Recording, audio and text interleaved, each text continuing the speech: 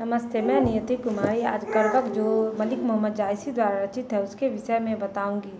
करवक की रचना मलिक मोहम्मद जायसी ने की। जायसी सूफी प्रेमाख्यानक काव्य परंपरा के महत्वपूर्ण कवि हैं, जिसमें वे कहते हैं कि एक नैन कवि मोहम्मद गुनी सोई निमुआ जय कवि सुनी। अर्थात यह पंक्ति जायसी द्वारा रचित प्रसिद्ध महाकाव्य पद्मावत से ली गई है, जिसमें कवि कहते हैं कि वह एक नैन के होते हुए भी गुणवान है। जो भी उनकी काव्य को सुनता है वह मोहित हो जाता है। उनकी कवि वाणी में ऐसा प्रभाव देखने को मिलता है, चांद जैस जगविधि और तारा, दिन कलंक किन उजियारा। यह पंक्ति भी पद्मावत का अंश है, जिसमें कवि कहते हैं कि जिस प्रकार ईश्वर ने संसार में सदोष लेकिन दीप्तिमान चंद्रमा को बनाया है, उसी प्रकार जायसी की कृति उज्ज्वल थी लेकिन उनमें अंग अंग दोष था। जिस प्रकार चांद में दाग है फिर भी वह दीप्तिमान है, उसी प्रकार जायसी आँख से देख नहीं सकते थे, कान से सुन नहीं सकते थे, उनके शरीर पर चेचक था, फिर भी उनकी कृति आज भी उज्ज्वल है। दोष होते हुए भी वे प्रसिद्ध कवि माने जाते हैं। आगे इसमें कहा गया है कि जग सुआ एयर नैनाहा उवा सुख अस नख तन मावा। यह पंक्ति भी जायसी के पद्मावत का अंश है, जिसमें कवि कहते हैं कि वह समदर्शी थे, अर्थात सभी को एक समान देखने वाले थे। उन्होंने संसार को हमेशा एक आंख से देखा। उनका एक आंख दूसरे मनुष्यों की आंखों की तुलना में ठीक उसी प्रकार तेज था जिस प्रकार तारागण के बीच उदित हुआ शुक्र तारा। शुक्र तारा जैसे अनेकों तारों में सबसे अधिक चमकता है और सबसे अधिक अलग दिखता है, उसी प्रकार मेरी एक आंख है और मैं उसी एक आंख से सब कुछ देखता हूँ। जौ लही अम बही डाब न होई तौ लही सुगंध बसाई न सो होई। यह पंक्ति भी पद्मावत का अंश है, जिसमें कवि कहते हैं कि जब तक आपके अंदर कोई दोष नहीं होगा तब तक आपकी प्रतिभा सामने नहीं आ पाएगी। अर्थात जब तक आम के पेड़ में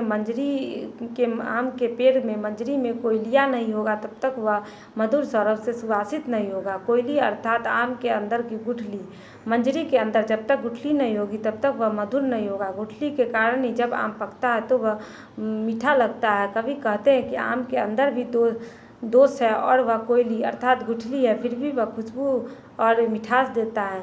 किम समुद्र पानी जौ खारा तौ अति भरऊ असूझ अपारा। यह पंक्ति भी जायसी के पद्मावत का अंश है, जिसमें कवि कहते हैं कि समुद्र का पानी खारा होता है, इसलिए यह असूझ और अपार है। समुद्र में एक दोष है कि इसका पानी खारा अर्थात नमकीन है, वही नमकीन पानी की वजह से वह असूझ और अपार है।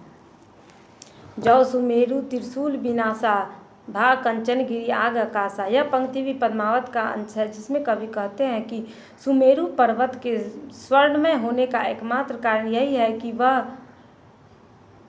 शिव के त्रिशूल द्वारा नष्ट किया गया है, जिसके स्पर्श से वह सोने का हो गया है। अर्थात यदि उस पहाड़ को शिव के त्रिशूल से नष्ट नहीं किया जाता तो वह सोना नहीं बन पाता। कवि का तात्पर्य है कि यदि जीवन में आगे बढ़ना है तो हथौड़े की मार खानी पड़ेगी, अर्थात कठिन संघर्ष करना पड़ेगा। आगे कवि कहते हैं कि जौ लही धरी कनक न पड़ा कांच होई नहीं कंचन करा। यह पंक्ति भी पद्मावत का अंश है, जिसमें कवि कहते हैं कि जब तक घड़िया अर्थात सोना गलाने वाला पात्र में कच्चा सोना गलाया नहीं जाता तब तक कच्ची धातु चमकदार सोना नहीं बन पाती। उसे घड़िया में पकाया जाता है तभी वह चमकदार बनती है। आग में तपकर ही सोना की असली पहचान झलकती है। आगे कवि कहते हैं कि एक नैन जस दर्पण औ तेहि निर्मल भाव सब रूपवंत गई मुख जे वही कई चाऊ।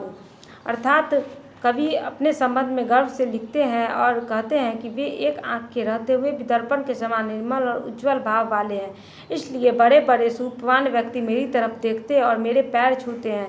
वे कहते हैं कि सभी रूपवान व्यक्ति उनका पैर पकड़कर अधिक उत्साह से उनके मुख की ओर देखा करते हैं, यानी उन्हें नमन करते हैं। इस प्रकार ये सभी पंक्तियाँ करवक से ली गई है, जिसमें कवि बहुत से संदेश देते हैं और जो काफ़ी महत्वपूर्ण है।